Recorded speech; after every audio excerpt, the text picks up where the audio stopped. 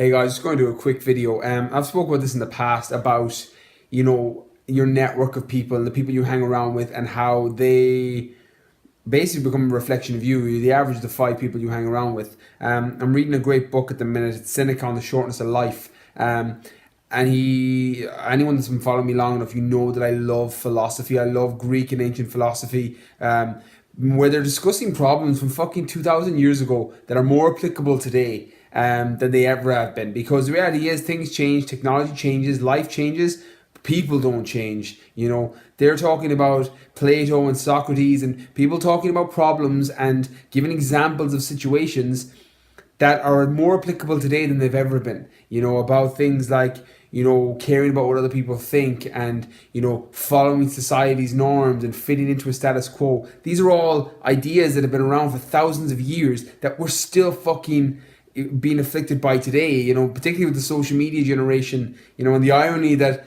social media is one of my main platforms that I use to get my ideas across, but it's the same as everything. There's good and bad to it. But I just want to talk about the book, the Seneca and the Shortness of Life. Like, he has a great message in it about life isn't short. He was like, we waste life.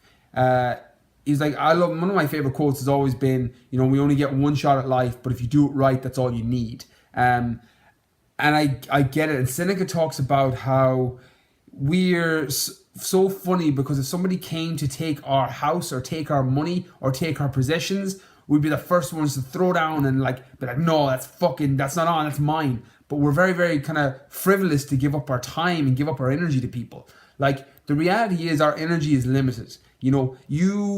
I would consider myself somebody that's quite high energy, but largely because of the company that I keep tend to enhance my energy, and I limit it with the negative people and negative thoughts that people have, because that's going to sap it completely. The reality is if you're hanging around with somebody and they're constantly complaining about their life, complaining about their job, complaining about their relationship, complaining about whatever it is, that's going to suck your energy. You even listening to that, as I said to you, we're conscious beings.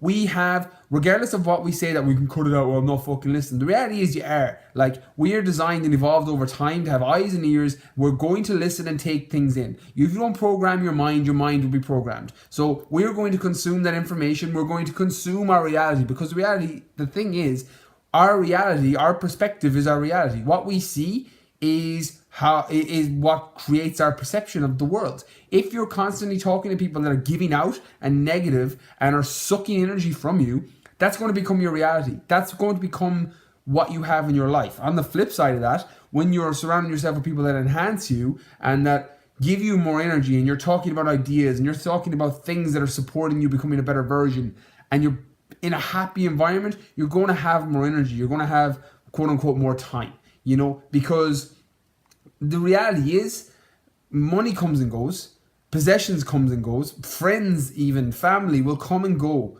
Time is really the only thing that's constant that we have, and when that goes, that's gone. Those 30-minute conversations, those 2-3 days, those weeks or months spent wasted, you're never getting those back.